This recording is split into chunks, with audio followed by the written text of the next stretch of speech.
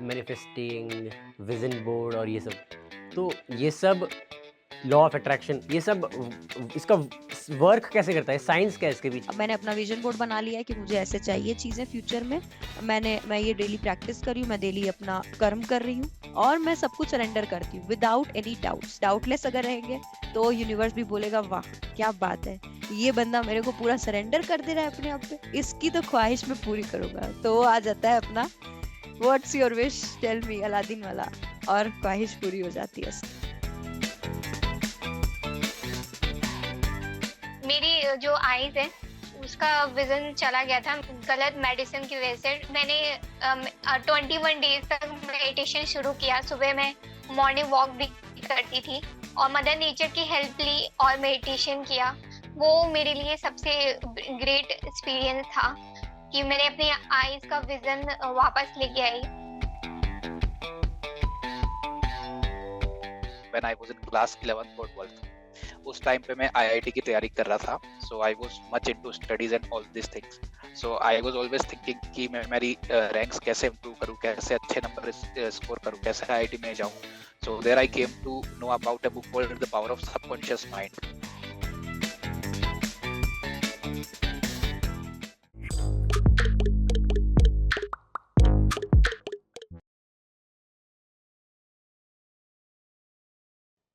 एक फ़िल्म की सक्सेस में जितनी ज़रूरत कहानी की होती है, एक दरिया की उम्र में जितनी ज़रूरत रवानी की होती है, एक इंसान की ज़िंदगी में उतनी ही ज़रूरत जवानी की होती है। नमस्कार, आप देख रहे हैं यूथ अड्डा और मेरा नाम है रमन।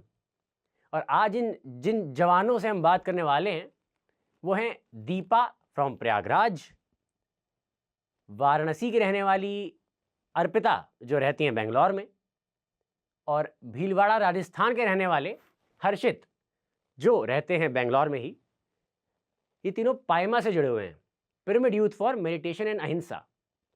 अब पायमा किस तरह से ध्यान और अहिंसा का प्रचार कर रहा है और इन तीनों ध्यानियों, इन तीनों मेडिटेटर्स के एक्सपीरियंसेस क्या रहे हैं, कैसे रहे हैं, चलिए जानते हैं इन तीनों से। शुरू करते हैं आज का एपिसोड। दीपा जी, आपसे शुरू करते हैं।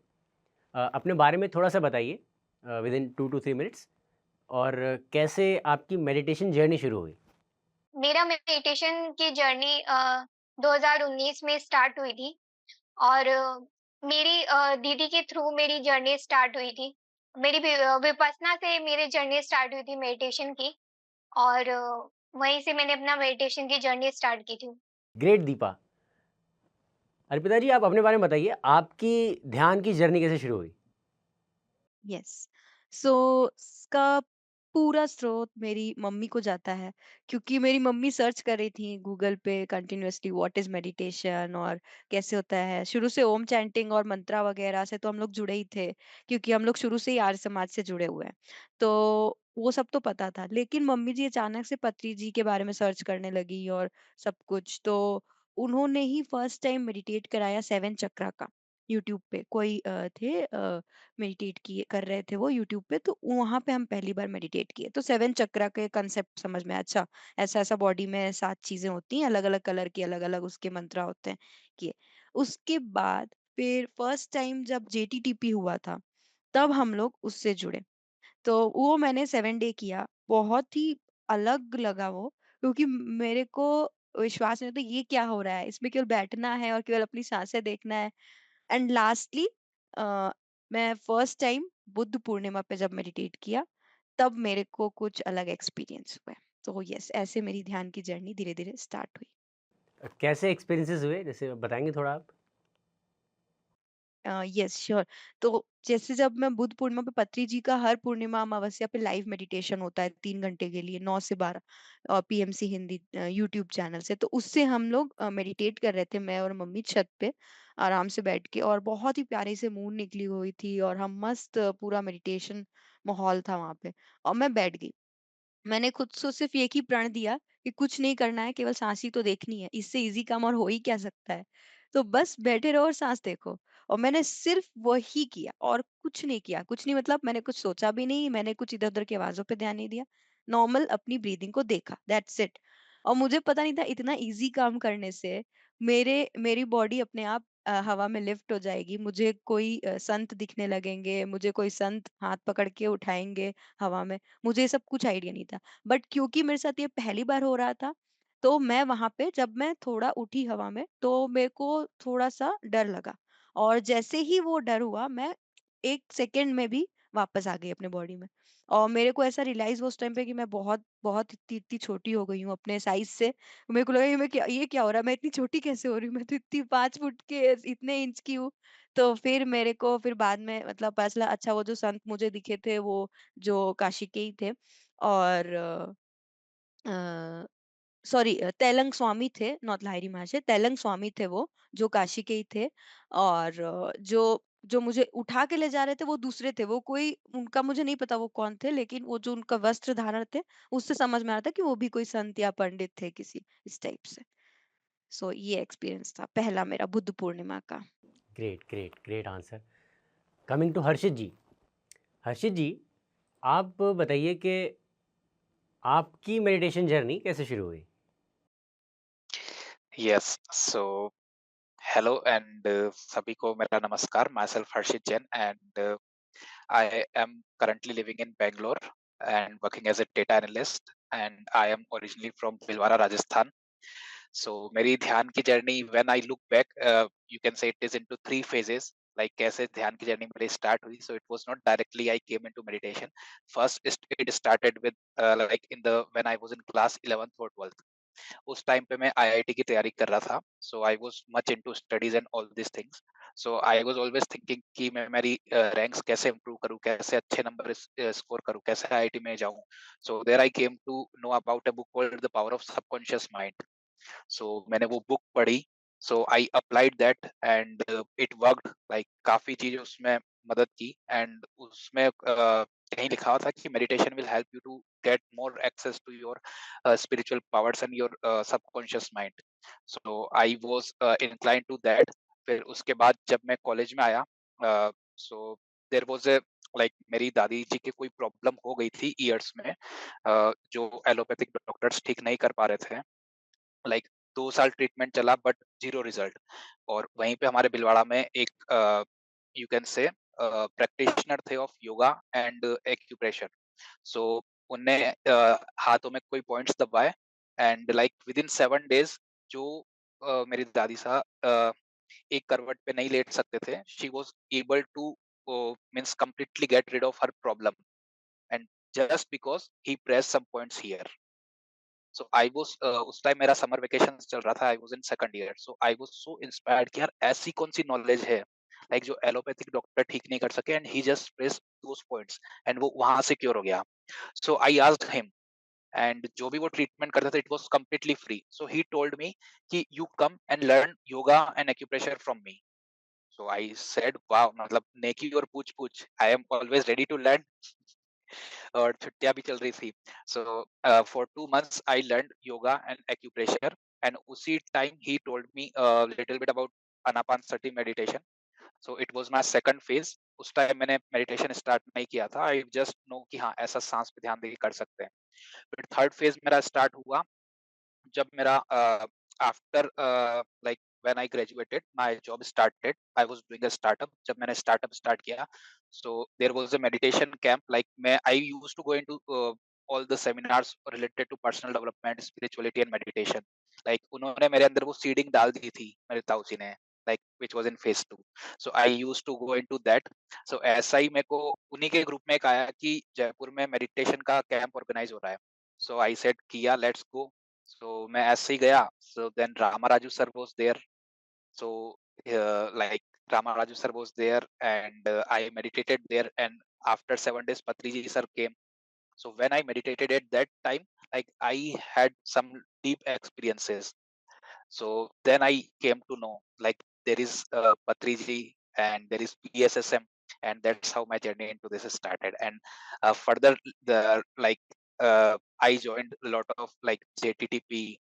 I came in MYDK. I joined Paima, and फिर उसके बाद rest is history. Great great, बहुत सुंदर 3 फेज में बताया आपने. आप एमवाईटी में आए हुए हैं आपने बताया, महायोग ध्यान कुंभ. हाँ, in 2021 in Haridwar. Great, great, great. इस साल होने जा रहा है ऋषिकेश में 16 से 20 October. So are you coming? Yes. Yeah, definitely. I am coming and all my family is coming. 4 members from my families are coming. और उस टाइम भी वो आए थे. ग्रेट, ग्रेट, ग्रेट हर्षित जी। अर्पिता जी से बात करते हैं। अर्पिता जी, आप प्रोफ़ेसर हैं, तो आप जो आपके स्टूडेंट्स हैं, उन लोगों को बताती हैं कभी कि मेडिटेशन क्यों ज़रूरी है और उनको क्यों इनकॉर्पोरेट करनी चाहिए अपनी लाइफ़ में? Yes, great question. So actually when I was a research scholar, मतलब जब मेरा पीएचडी वाला फेज चल रहा था, तो उस टाइम पे मैंने सोचा था कि जब मैं पीएचडी करूंगी तो मुझे मौका तो मिलेगा बच्चों को पढ़ाने का भी, क्योंकि प्रोफेसर्स क्लास देते हैं अपनी, so that we get some experience. तो मैं बोला काश ऐसा कुछ मिले जिससे कि मैं मेडिटेशन करा पाऊँ। तो आई डोंट नो वो सब्जेक्ट कहाँ से आया, and a subject known as spiritual management entirely came for me to teach to students. और उसमें जीजीवी के जितने भी अलग अलग बैचेस के स्टूडेंट्स थे, बीकॉम हो गए या बीबीए हो गए या फिर बीएससी हो गए या बीसीए हो गए, सारे बैचेस के स्टूडेंट आते थे एक साथ, उनका क्लास होता था।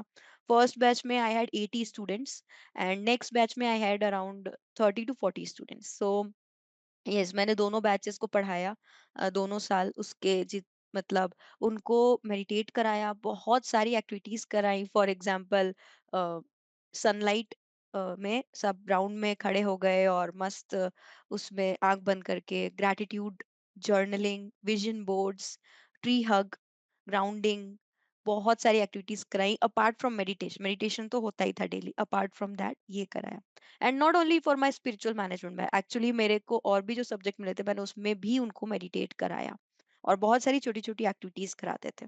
और अभी भी हम लोग की आदत है कि कुछ भी पढ़ाओ तो कुछ कुछ एक्टिविटी साथ में कराओ, क्योंकि otherwise it's just like boring theory lecture, so we don't want that and nobody wants that, so कुछ एक्टिविटी जरूरी हो जाती हैं। So yes, and students really like that, and still a few students are connected with me from those batches, and they are like into swadhyay, into meditation, into yoga and all these things.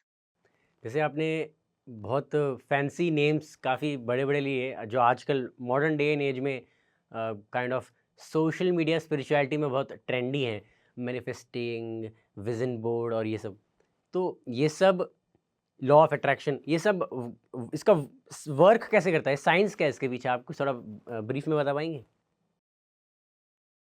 Yes, so basically इसमें 3 steps जो मैं follow करती हूँ, चाहे वो manifestation हो या law of attraction हो, है ना? किसी भी चीज़ को पाना हो, आपके सब जैसे हर्षित ने अभी बोला the power of subconscious mind. So चाहे वो सबकॉन्शियस माइंड के पावर को टैप करना हो, तो इसके बेसिकली 3 स्टेप हैं। सबसे पहला तो कि what do you want? First हमें नॉलेज होनी चाहिए कि हमें चाहिए क्या? तो उस पे क्लैरिटी होनी चाहिए, ठीक है? ऐसा नहीं कि ये भी ले ले, वो भी ले ले, ऐसा भी। तो 10 एक चीज़ पे क्लैरिटी फोकस होना चाहिए कि हमें ये चीज़ चाहिए। अपने करियर में हमें 100% या 90% मार्क्स लाना है या हमें इस पर्टिकुलर कॉलेज में जाना है, वो हो गया। दूसरा स्टेप कि आप अब उस गोल को आपको करने के लिए क्या क्या चीजें चाहिए, क्या क्या टूल्स चाहिए, और मतलब फॉर एग्जाम्पल आपको मेडिटेट करना है, आपको क्या क्या एक्शंस लेने हैं। Third is your surrender. आप ये सारे काम करके अब आप यूनिवर्स को सरेंडर कर दो कि ठीक है, अब मैंने ये कर दिया है, अब मैंने अपना विजन बोर्ड बना लिया है कि मुझे ऐसे चाहिए चीजें फ्यूचर में। मैं ये डेली प्रैक्टिस कर रही हूँ, मैं डेली अपना कर्म कर रही हूँ, फॉर एग्जाम्पल मतलब अपना काम कर रही हूँ जो मुझे करना है उस चीज को पाने के प्रति, और मैं सब कुछ सरेंडर करती हूँ without any doubts. The main point is without any doubts. Doubt रहेगा तो वो कहीं ना कहीं लैक कर जाएगी वो एनर्जी उसे कंप्लीट करने में। बट डाउटलेस अगर रहेंगे तो यूनिवर्स भी बोलेगा वाह क्या बात है, ये बंदा मेरे को पूरा सरेंडर कर दे रहा है अपने आप पे, इसकी तो ख्वाहिश मैं पूरी करूंगा। तो वो आ जाता है अपना what's your wish tell me Aladdin वाला, और ख्वाहिश पूरी हो जाती है उसकी विदाउट एनी डाउट्स। यूनिवर्स भी कहता है और जो ये आंसर सुनेगा वही बोलेगा वाह क्या बात है। कमिंग टू दीपा जी। दीपा जी, आप बताइए मेडिटेशन में आपको किस किस तरीके के एक्सपीरियंसेस हुए? मेडिटेशन में मुझे सबसे ज्यादा एक्सपीरियंस हुआ था मेरे फिजिकल अपीयरेंस पे। अम, मेरी जो आईज है वो वो उसका विजन चला गया था गलत मेडिसिन की वजह से। डॉक्टर ने जो मेडिसिन दी थी करीबन मैंने 1 साल तक खाई थी, उसका ड्रॉबैक काफी ज्यादा हो गया था मेरे उस पे, तो मेरा विजन चला गया था। तो फिर उसके बाद मुझे कुछ भी समझ नहीं आया। मेरी सिस्टर ने मुझे बताया कि तुम्हारे पास तो इतना बड़ा पावर है, तुम उसे अपनी अपनी आइज़ को हील कर सकती हो। उस वक़्त मैं काफ़ी होपलेस हो चुकी थी, बहुत ज़्यादा होपलेस हो चुकी थी कि अब मैं मेडिसिन तो नहीं खाऊँगी और हॉस्पिटल तो नहीं जाऊँगी, चाहे कुछ भी करना पड़े मुझे उसके लिए। तो मैं हॉस्पिटल से बनारस गई थी, वहाँ से मैं वापस आई, अपनी दीदी को बोला, वो उनको पता चल गया था कि मैं बहुत होपलेस हो चुकी हूँ, बहुत ही ज़्यादा हो चुकी थी उस टाइम पे। तो उन्होंने मुझे बताया कि तुम्हारे पास तो एक पावर है, मेडिटेशन, जो तुम उससे अपना आईज़ हील कर सकती हो। फिर मैंने 21 डेज़ तक मेडिटेशन शुरू किया। सुबह मैं 4 बजे मेडिटेशन करती थी और मॉर्निंग वॉक भी करती थी और मदर नेचर की हेल्प ली और मेडिटेशन किया। वो मेरे लिए सबसे ग्रेट एक्सपीरियंस था कि मैंने अपनी आईज़ का विज़न वापस लेके आई और लिटरली मेरी सिस्टर का जो कॉन्फिडेंट था, वो मेरे को काफ़ी आगे बढ़ाया। हर किसी की लाइफ में ऐसी सिस्टर आनी चाहिए जैसे आपकी सिस्टर हैं। Yes, literally, she is my best friend, sister and my mother. I am so grateful कि वो मेरी लाइफ में है। एक्चुअली हमारे पास्ट में ऐसा था कि हम फ्रेंड्स थे। मैं और मेरी सिस्टर फ्रेंड्स थे पास्ट लाइफ में। तो उस टाइम पे मैंने उनकी काफ़ी हेल्प की थी। तो इस जन्म में वो मेरी सिस्टर बन के आई हैं, बड़ी सिस्टर बन के आई हैं। ये पास्ट लाइफ वाली बात कैसे पता चली आपको? ये मेरी सिस्टर ने बताया था क्योंकि उनका एक्सपीरियंस था ये। उन्होंने बोला कि हम बेस्ट फ्रेंड्स थे और तुमने मेरी उस जर्नी में काफ़ी मदद की थी और तब हमने डिसाइड किया था, तब एज़ अ बिग सिस्टर मैं इस जर्नी में तुम्हारी तुम्हारी हेल्प और तुम्हारी जर्नी में साथ देने आई हूँ। मेरी आँखों के बारे में हमेशा सब लोग बोलते थे, इसलिए मुझे ज़्यादा फ़ील हुआ था कि मेरी आँखें नहीं जानी चाहिए। तो इसलिए मैंने यूनिवर्स की काफ़ी हेल्प ली थी, मेरे एंजल ने काफ़ी हेल्प किया था मुझे उस टाइम पे। Great, great, great. Harshit ji से बात करते हैं। हर्षित जी, आप बताइए कि अपार्ट फ्रॉम मेडिटेशन आपकी जो स्पिरिचुअल अगर लाइफ़स्टाइल की बात की जाए, तो स्वाध्याय आपकी जो बुक्स स्पिरिचुअल बुक्स की रीडिंग अच्छी आध्यात्मिक किताबें पढ़ने में आपका कुछ मतलब रुचि है, इंटरेस्ट है? और अगर है तो कैसी-कैसी बुक्स आपने पढ़ी हैं जिनका आप पे क्या इम्पैक्ट रहा है? Yes, so about books, so मेरा आध्यात्मिक journey you can say it had started from the books, like जैसे मैंने आपको कहा था कि in 11th phase 1 it started with power of subconscious mind. So उस टाइम like उस 2 से 3 साल के दौरान मेरा ऐसा स्टेज था like मैं I had read 50 to 60 books, spiritual books, like basically so-called non-fiction book उस दौरान। And I was completely into books, personal development, spirituality की मेरे को ये चीज बहुत अच्छी लग रही है और कि यही चीज करनी है इस टाइप से कि how and main goal of that was कि how can I become a better person, how can I do better things in my life. So वहां से स्टार्ट हुआ एंड टॉकिंग अबाउट कि कौन सी बुक्स मुझे अच्छी लगी यार, that had much impact on me. So first as I told it was the power of subconscious mind, second it was The Secret by Rhonda Byrne, and there were a lot of other books like Autobiography of a Yogi, Heal Your Life, like You Can Heal Your Life by Lucy Hay. And recently, when I had came in 2021, so I had read the book Sundaram Speaks by Hitesh Vasisth sir. So that book also had a very deep impact on me because that knowledge, वो knowledge जो वहाँ से आ रहा था, it was not of this realm, like वो earth dimension का knowledge नहीं था. That knowledge was coming from Sundaram, which is a parent soul of Hitesh sir. So he was telling about aliens, like past life, soul contracts, and our soul family. Like उसमें ऐसे ऐसे concepts है that you can never think of if you read like these books, non like जो भी normal books होता है. So वो मेरे को काफी मदद किया. So yeah, so these were the books that had much impact on me. Great. Coming back to Arpita ji. Arpita ji, mystical बातें बहुत हो गई, थोड़ा प्रैक्टिकल स्पिरिचुअलिटी पे आते हैं। जैसे आप बच्चों को भी कन्विंस करते हैं, आप पायमा में हैं, pyramid youth for meditation and अहिंसा, तो आप अपने स्टूडेंट्स को बोलते हैं मेडिटेशन करो। यूथ हैं आप सब, आपका सर्कल पूरा यूथ का है, तो यंगस्टर्स अपने आसपास हम देखेंगे तो यूजुअली एक ऐसा परसेप्शन है कि स्पिरिचुअलिटी बूढ़े लोगों के लिए होती है, एक आध्यात्मिकता। तो क्या ध्यान, योग, मेडिटेशन, हम यंगस्टर्स हैं, अरे पार्टी करेंगे, क्लबिंग करेंगे, फन करेंगे, तो इन वाले लोगों को आपका आइडिया ऑफ फन क्या है स्पिरिचुअलिटी में? आप उनको कैसे ये इस स्पिरिचुअल पाथ पे लाने के लिए इंस्पायर करती हैं या करना चाहेंगी? यस। सो बेसिकली क्या होता है कि हाँ, students most of the students ऐसे ही होते हैं, बहुत फ्यू जो सीरियस स्टूडेंट्स होते हैं या टॉपर्स होते हैं, वो ही थोड़ा स्पिरिचुअलिटी की तरफ ज्यादा इंक्लाइंड होते हैं। बट जो रिमेनिंग स्टूडेंट्स होते हैं वो क्या करते हैं, वो ऐसे ही टाइम पास, अरे ठीक है मैम करवा रही तो अभी कर लेते हैं, फिर तो नहीं करना है। बट उनके लिए सबसे बेस्ट क्या होता है ना, कि मैं इसीलिए एक्टिविटीज करवाती हूँ। सो एक्टिविटीज में क्या होता है, उनका कहीं ना कहीं माइंड एंगेज रहता है। उनको बेसिकली क्या है, उनको माइंड को एंगेज चाहिए। तो अगर उनका माइंड हम एंगेज करके रखेंगे तो उतना वो ये चीज पे नहीं आएंगे कि अरे केवल बैठ के सांस को देखना है। वो चीज तो आएगी, वो चीज तो उनको करना ही है। और प्लस मेन बात है कि उनको उनकी क्लैरिटी नहीं होती कि उन्हें चाहिए क्या लाइफ से। वो सोचते हैं हम तो कॉलेज में है, तो हम तो बस फ्री हो गए, स्कूल से निकले, कॉलेज में आए, फ्री हो गए। वो माइंडसेट उनका रहता है पूरा। मोबाइल फोन यूज कर सकते हैं, कुछ भी पहन के जा सकते हैं। अब उस माइंडसेट को चेंज करना तो बहुत वो है, लेकिन हाँ, उसमें हम कुछ अच्छी चीजें जरूर डाल सकते हैं।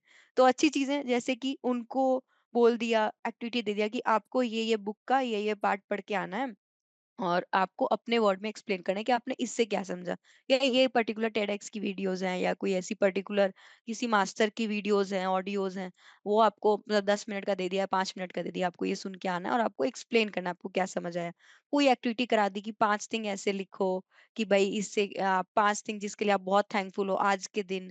क्या आपने आज अपने पेरेंट्स को थैंक यू बोला, आप अपने बॉडी पार्ट्स को थैंक यू बोले, आप पानी पीते समय खा, मतलब ग्रेटिट्यूड का पूरा आप समझ लो, हर एक एंगल से ग्रेटिट्यूड वाला। ग्रेट, ग्रेट अर्पिता जी।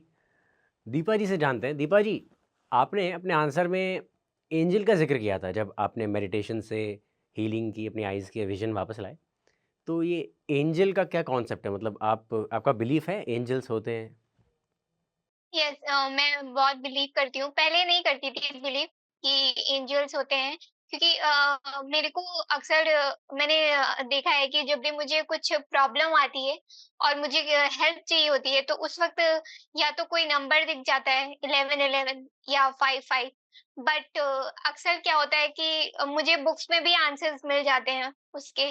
और अक्सर क्या होता है कि मुझे काफ़ी कई बार तो ऐसे हुआ है कि हम गेट के बाहर, मतलब मैंने गेट खोला अपना, उसके बाहर काफ़ी सारे फर पड़े हुए हैं, काफ़ी सारे। और एक बार तो ऐसा हुआ था कि फ्लावर्स पड़े हुए थे घर के बाहर ही, रूम के बाहर मेरे। जैसे ही हमने डोर खोला तो वहाँ पे फ्लावर्स पड़े थे, तो हम काफ़ी सरप्राइज़ थे, मैं और मेरी सिस्टर। तो उसके लिए मैं काफ़ी बिलीव करती हूँ एंजल्स पे, क्योंकि मैंने हमेशा मैं आपको एक एक्सपीरियंस बताती हूँ। मैं एक बार बनारस गई थी दिखाने के लिए, और वहाँ से क्या हुआ था ना, मुझे लेट हो गया था। मैं बनारस से निकली तो मुझे जौनपुर में बस एक्सचेंज करनी थी, पर बस वहाँ मिली नहीं। उसकी वजह से क्या हुआ कि मैं काफ़ी लेट हो गई थी। और सुल्तानपुर के जिस जगह मैं रहती हूँ ना, कादीपुर, वो विलेज का एरिया आता है बहुत ज़्यादा। तो उस दिन क्या हुआ था, रात को 9 बज गए थे और वहाँ पे कोई बस नहीं थी, ठीक है? अब मैंने क्या किया कि मेरे को लगा कि यार बस आ नहीं रही है, 10 बज जाएँगे, और विलेज वाला एरिया है, यहाँ पे ज़्यादा मतलब सेफ नहीं रहता, क्योंकि सिटीज़ में आते-जाते रहते हैं, विलेज में पूरा शांत होता है पूरा रोड। तो मैंने क्या किया ना, उस दिन ना मैंने वो कर दिया, ऑटो ले लिया, ठीक है?